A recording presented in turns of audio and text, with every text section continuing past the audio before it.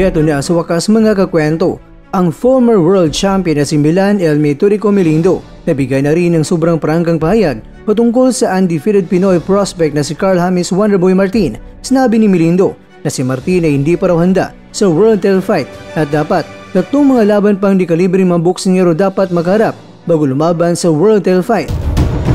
Former 3-division world champion na si John Riel Casimero may payong kapatid kay Wonderboy. Dito po galing mga kwento ang balitang ibabahagi ko sa inyo. Kaya tara, kwentuhan na!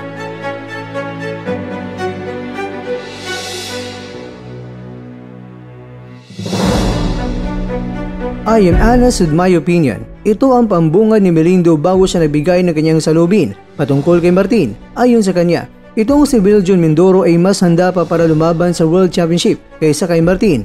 At ayon pa kay Melindo, hindi ito patungkol sa bilang ng mga laban, bagkus ito ay sa pamamagitan ng mga solidong mga karanasan. Sinabi pa niya dito na huwag sayangin ang pinaghirapan ni Martin. Dahil isang talo lang daw kay Martin ay mababago na ang karera niya sa boxing. Lalo na nakapagsasabi na lang natin mga kwento na siya ay matalo sa di kilala ng mga kalaban at hindi rin ito kalidad ng mga boksingero. Kaya nangangailangan talaga ni Martin na lumaban ng mga di kalibreng mga boksingero. Dagdag pa ni Milan, kahit na nanalo itong si Martin kontra sa isang Thai boxer ay hindi ito matatawag na sapat na. Ang level ng stage sa isang World Championship ay may kakaibang aura ito. Kaya naman, ang gusto ni Melindo ay sana tatlong mga laban pa muna ang harapin ni Martin kontra sa mga quality fighters para madaragdagan ng kumpiyansa sa sarili bago sumabak sa isang world title fight. Para sa ganitong paraan ay mas mataas ang winning rate para makapture ang world title belt. Sa huli ay sinabi ni Melindo na ito ay kanyang opinion lamang bilang isang legitimate amateur at naging professional boxer. Kaya nag-look forward pa rin itong si Melindo sa tagumpay ni Martin. Kaya ang sabi niya, kay keep it up, may mahaba pang paglalakbay ang harapin o dadanasin.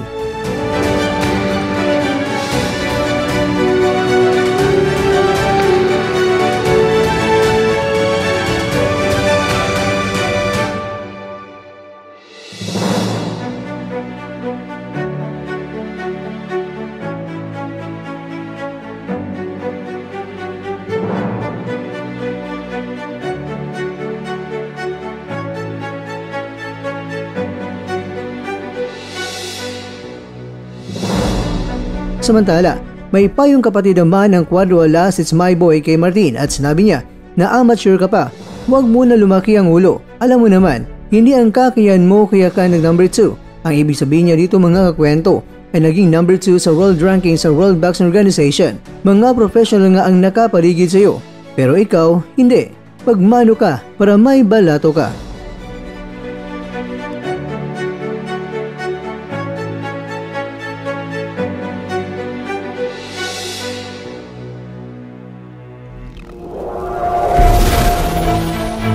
At dyan, nagtatapos ang ating kwento.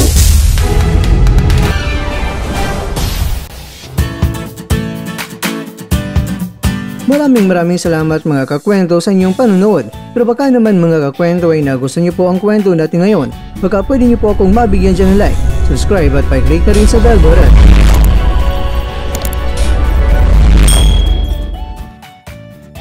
Pero bago tayo matapos mga kwento ay syempre, shoutout po muna tayo dyan sa ating mga kakwento. Kikakwentong Jay Rivera, kikakwentong Alex Aceybuche, kikakwentong Miles Samson, at kikakwentong nanonood ngayon, shoutout siya dyan.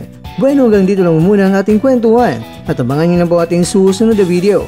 At dito lang po yan sa isang channel na kung saan maaring ito'y mga kwentong di pa na kwento sa inyo.